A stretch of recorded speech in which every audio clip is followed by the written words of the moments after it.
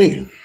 I don't know if you guys stayed up last night watching the Bucks. They had a 14-point lead in the fourth quarter and found a way to lose the damn game. Falcons drove down, scored a touchdown, get within 28-20, I believe it was. Then they got an interception on the ensuing drive. Went down and scored again. And then they got to stop later on to kick the field goal at the buzzer. That's what, 5 of the last 7 that the Bucks have lost. And they had a pretty comfortable lead over Carolina. And they backed right up into them. So now they're half a game behind because Carolina, of course, hasn't played. Well, they haven't played yet this week. But as bad as the Bucks have played, they get the Carolina Panthers this week, and they get, I can't remember who that is in the middle, but they got 3 games, and 2 of them against Carolina. So regardless of what they did last night or how they've been struggling lately, they are getting healthier, and they get 2 shots at the Panthers to close the season.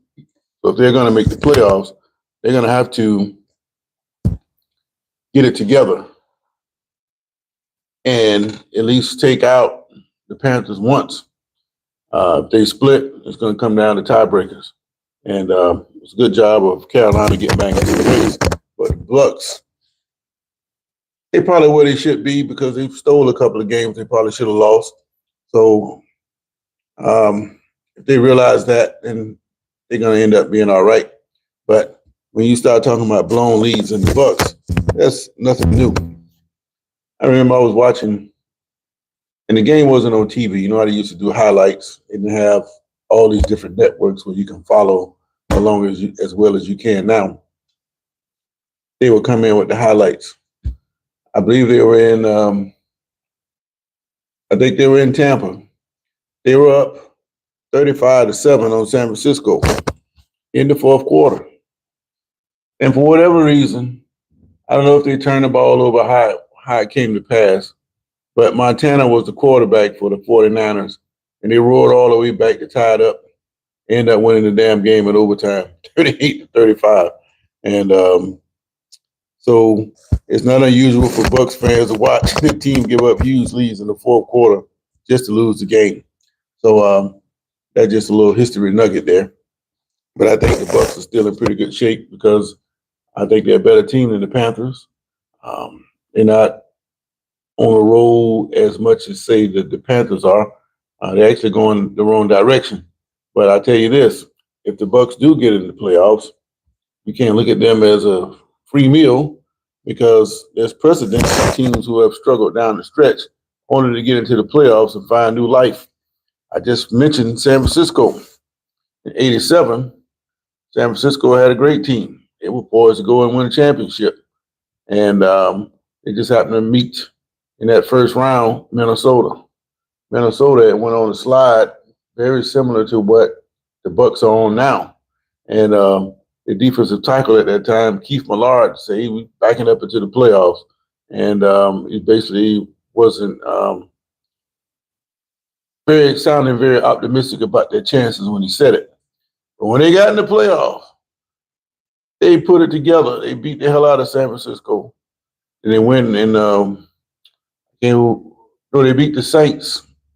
They beat the Saints in the wild card. Then they went to Frisco and beat the hell out of them. And if Darren Nelson catch the ball on the damn goal line, they beat the Redskins. That year, the Redskins went on to beat the Dolphins in the Super Bowl. But the team nobody wanted to play that year at that particular time was Minnesota. And that is the same team that just backed into the playoffs, the same way that the Bucks are backing in now. And you know how history tends to repeat itself. If the Bucks get in there, I expect them to go on a run just like what the Vikings did in 87. But a lot of you guys think that the Bucks will not make the playoffs, and I disagree with that. JC, how you doing, man? Thought they got ruled out already? No, they're not ruled out. They're only a half a game behind. They were tied going into last night.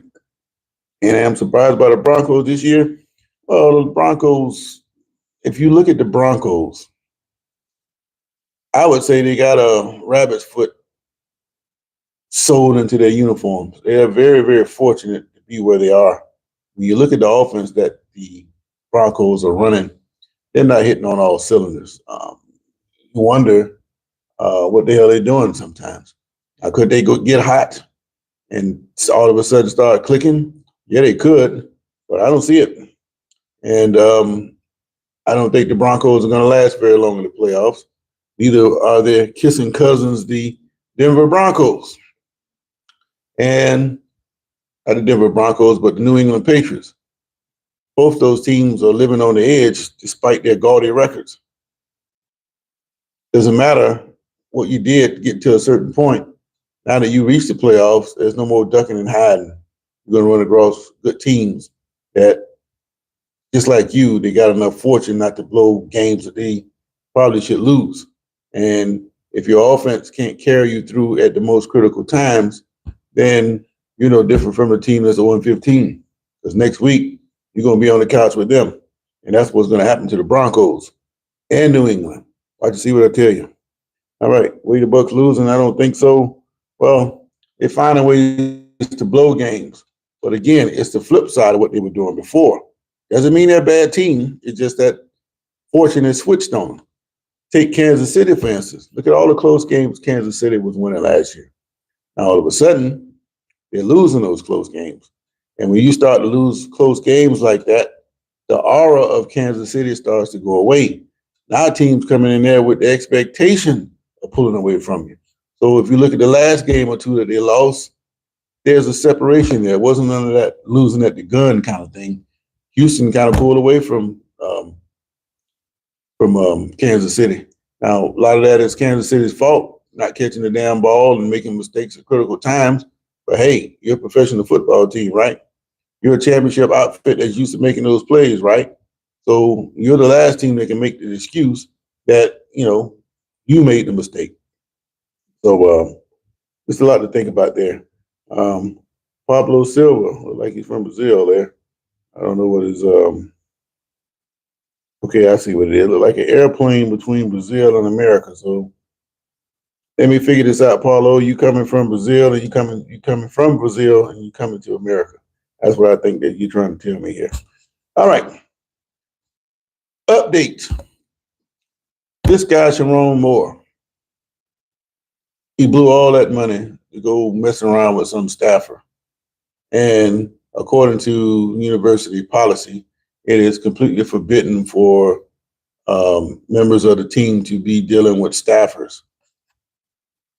Zero tolerance policy.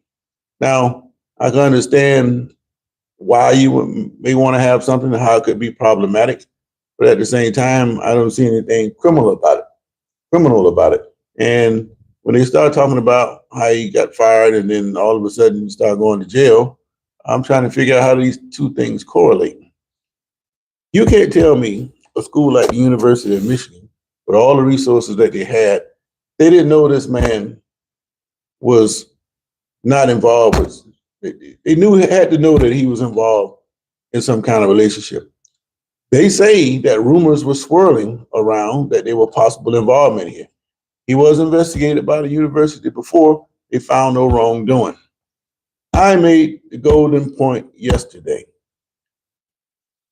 They had this information on him and they were going to use it on him when the time was right. And evidently this week the time was right. The rumor is that the person he's messing around with is supposed to be pregnant. When you add the fact that you're not supposed to be involved with a staffer, that's one strike. He's pregnant, which embarrasses the university, a second strike. Then you lost to Ohio State this year? That's unacceptable. Had he defeated Ohio State, I am 100% certain that Moore would still be the coach at Michigan had he beat Ohio State. But when you start adding all these factors together, there's no way he could have survived the situation. But what was never clear was, why is he being arrested? I mean, I got the impression that maybe he was messing with a minor or something, because you don't get fired and get arrested on the same damn day. It just don't equate. Well, they have audio tape now that suggests that he was stalking somebody over a period of time, some woman. Well, my question to that is, and I'm not saying that he didn't do it, when does he have the time to go stalk some woman over the last couple of months, which is football season, when these coaches work well over 100 hours a week trying to put together a damn game plan? When does he have time? He's on the university campus all the time. He's in the coach's office. He's in meetings. He is in uh, hotels and traveling from city to city. They don't have time to be fooling around with stalking somebody. I mean, it doesn't make a whole lot of sense. But evidently, um, to clean it up a little bit, evidently he must be a tender pants. He has no control over his inner desires to go after a woman. By that I mean,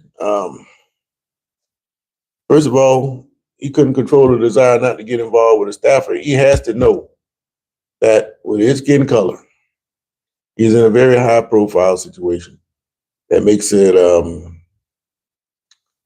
him a target for some people who aren't making the kind of money he was making.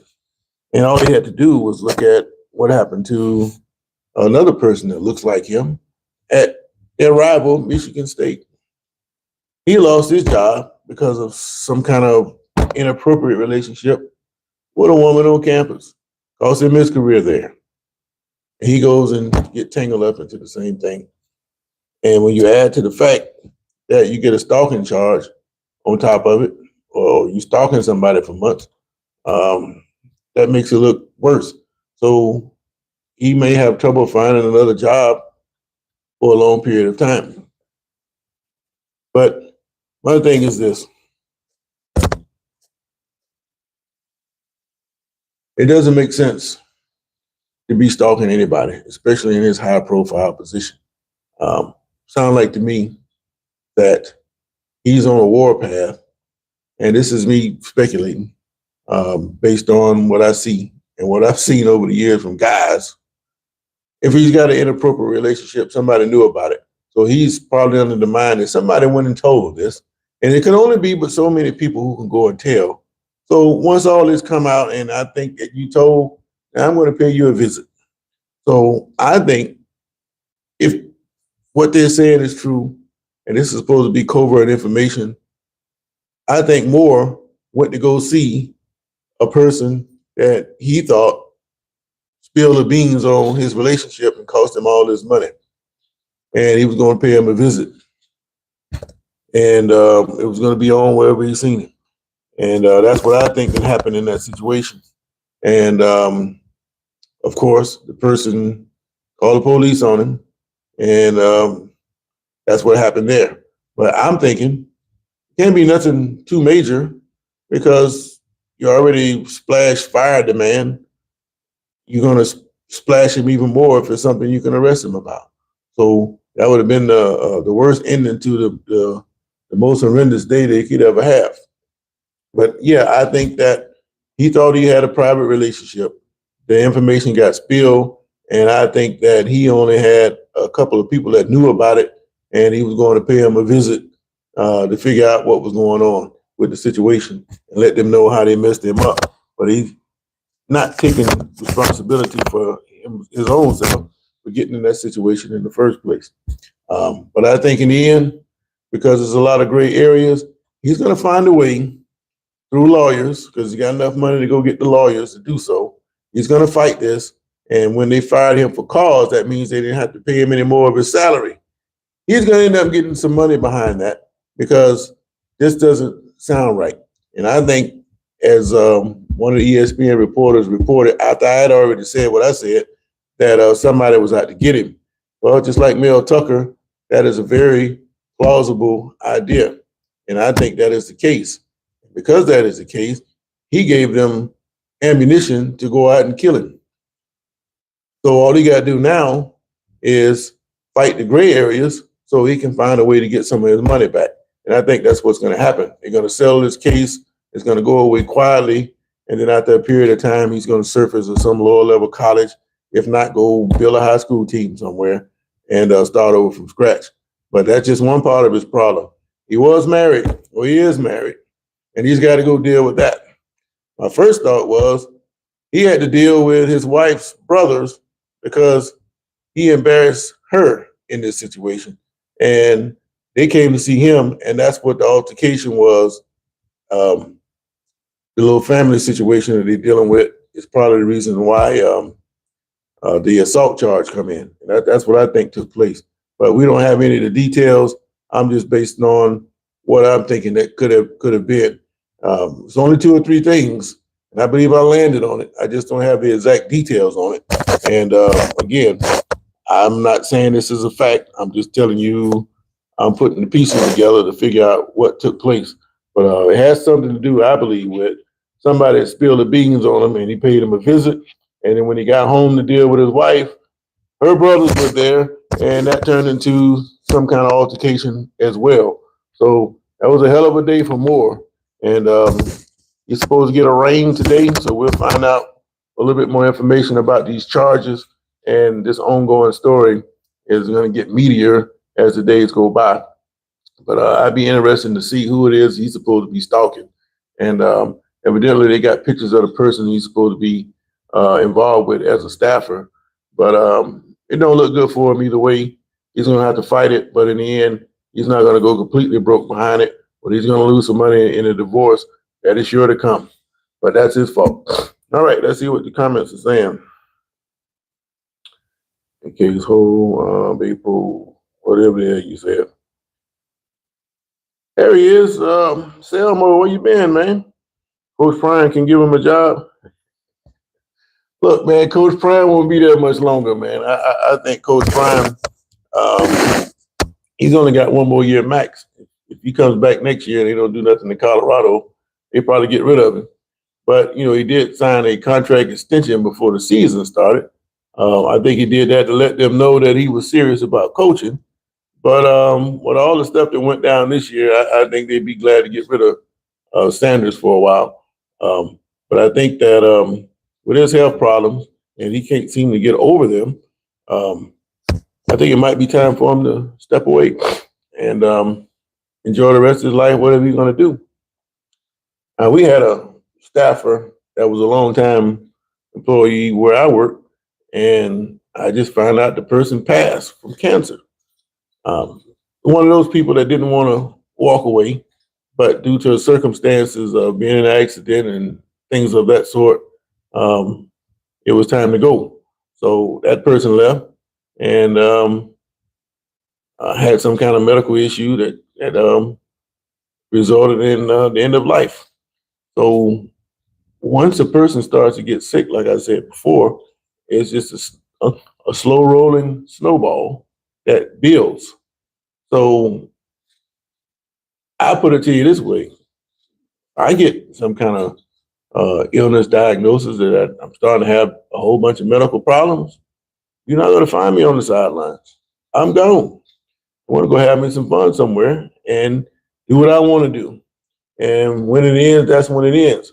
But it will not end on the job somewhere because I know from experience that once a person starts to get sick consistently, then it's just only going to get worse. And it doesn't make sense to be trying to come back and all of that. Having surgeries from cancers and amputations. No, man, it's time to go and go do something else. It's just like that. All right, Kenny Boo, I'm here in Detroit. You're saying a young lady involved is also pregnant. Yeah, I heard she was pregnant, and that's why I say for him to get arrested or detained for assault or something. I don't know if he went to see her and maybe she spilled the beans or somebody she knows spilled the beans. But I think whatever he did, he went to confront whoever put the information out there. Because if that had not happened, I think he'd still be the coach. But again, because this person is pregnant, he's married, and he wasn't supposed to be in these inappropriate relationships, added to the fact that he lost to Ohio State this year, that was a reason for them to get rid of him. But you cannot tell me that Michigan did not know that this guy was involved with this woman. Especially as they say rumors been swirling for a while. He's even been investigated and cleared on the situation. So somebody picked up a phone and did something, or it's a setup or something. And because of that, that being fired for cause, he's going to find a way to get some of his money back behind that because things don't seem to add up. And if that's the case, he's going to turn around and countersue. He's going to get even more money. So we hadn't heard the end of more. He just cannot fall apart right now because it looked like his whole world is ended. And when all this went down, the first person he should have got on the phone with was his wife, because that is step number one. He don't get it straight with her, it's not going to matter what else he does because she got 3 kids with him, and she's going to be the one in control of everything from this point forward. So he need to go work that out with her immediately. All right. JC said side chicks eventually want to be the main chick. Fall in love, have your baby. Tell married guys all the time, watch them side chicks, enjoy your wife. Yeah, I mean, some guys, they want to relive the single days and all of that. And when you start getting in your middle 40s, it really becomes easy because you realize then the opportunities you miss when you were in your younger ages that are still coming at you now that you can get if you wanted to. In other words, it's easy when you get in your middle 40s. And I used to say it all the time. You're 45 years old, you can go up 20 or you can go down 20. So you got a wide range of women you can get involved in. And there aren't any barriers anymore. So it's very important if you're going to be married, stay married and do the right thing. But if you back and forth on the fence about should I go out and hang out and get wild like I used to be, and then you trying to be married at the same time, then you don't need to be married because it's just a matter of time before you do that. But the thing is, I know a lot of guys who got married, knowing all the time in their heart, they want to be out there chasing the women, and you starting out a marriage on the wrong legs. How the hell is it going to work when you got your mind on these other women? It ain't gonna work. He went to her apartment with a knife, and she called police. That's why he's in jail. You talking about that woman? Yeah, well, if that's the case, then she's probably the one that picked up the phone and dropped the dime. And I'm telling you, it's common sense. And as the more information comes in, we're going to find out that his secret got out. And because his secret got out, it cost him his career, his reputation is in tatters, and he found out he really couldn't trust nobody at all. Now, this side chick might have been playing him all alone to get pregnant so she can get some money. That's always been a play of gold diggers, to get pregnant so they can get money. And it's all on different levels. If you go all the way down to the project girl, she might get pregnant for a guy so she can get more benefits or child support, whatever. And it goes up and up and up. It's the same game that they do when they get the professional athletes get pregnant so they can get child support. And it's not really child support, it's adult support because it don't take that much to take care of a child. The rest of that, the adults want to do what they want to do with it. So nothing he can do about it because that's the way it is. But anyway, I hope it works out for him. I just hate he had to go through that and why he couldn't learn from the situation. And I find it interesting that, and I'm not pointing fingers at anybody, but even Shannon Sharp made a comment about the situation. I hadn't heard it yet, but I got to hear it. And I'm disappointed with Moore, just like I was disappointed with Shannon, because I never thought, I thought he had been around long enough not to get himself into those situations. And I'd be damned if he didn't get it himself. So he had a comment to say about it, and I won't go and see what he got to say. But I'm still going to be paying attention to what takes place with this Moore thing. Like I say, he gets arraigned today, and we'll get more idea about what he's going to be charged with. But I think that the biggest thing about his case, to his side of it, is he's been fired for cause, which means that money that they owe him, they don't have to pay now. So that's a big advantage to the university. But he's going to have to fight for that to get some of that money. And I don't know what his buyout was going to be, but I'm sure he's probably owed about $25, $30 million. And just to blow that in a situation like this, that's like 4 or 5 different hammers falling on him at one time, man. And that's not good. All right. Let me get one more of these quotes. Kenny Boo, 62, said she was working in the athletics department making $53,000 when he got a job as his assistant for $106,000. Guess that wasn't enough for her. Damn, assistant get $106,000 for what? What is she doing? What does a football assistant make? I mean, is she an assistant coach? I mean, I don't understand what she would get to double her salary. And do I think the Alabama coach would go to coach Michigan? Well, that's a good question there.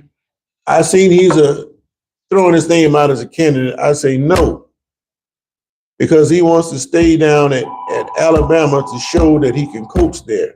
But do the people in Alabama wish he would go to Michigan? Yes. Because anything that goes wrong, they're going to blame him for it. Same thing down in LSU with Brian Kelly. As soon as something go wrong, they're going to look at him as an outsider that he is.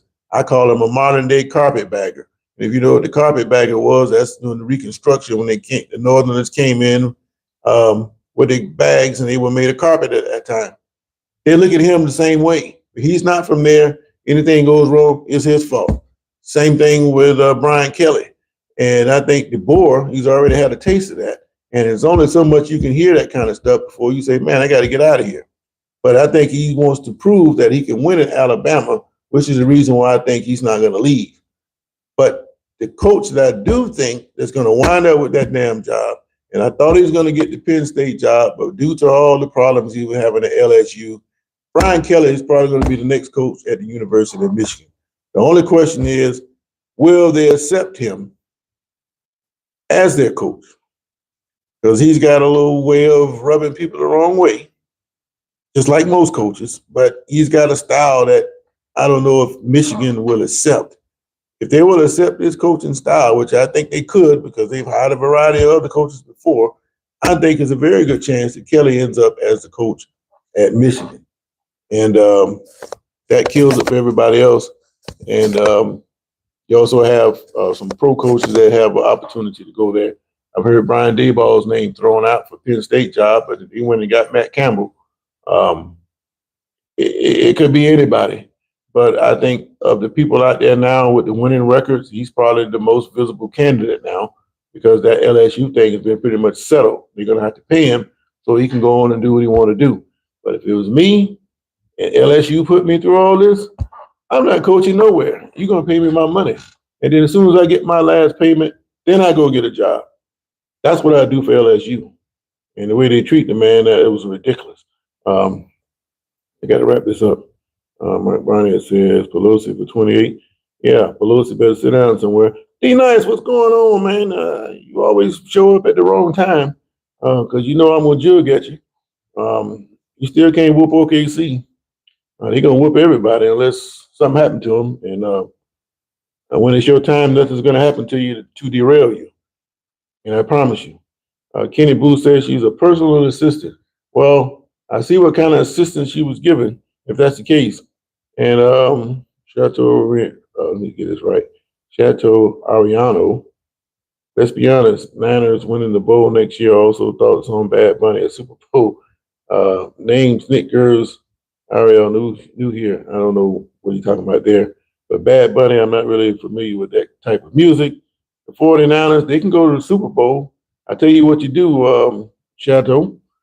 Go down to Best Buy and get you the latest copy of John Madden NFL football, put it on season mode, and you can take the 49ers as many Super Bowls as you want. That's about as close as they're going to get.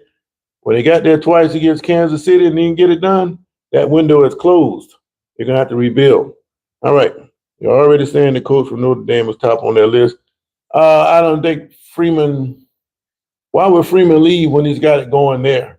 That would be my first thought, but at the same time, these coaches don't think like that. They're always trying to look for the next big thing. But that would be a lateral move in a lot of ways. Because why would you go from Notre Dame to Michigan? It's the same kind of program.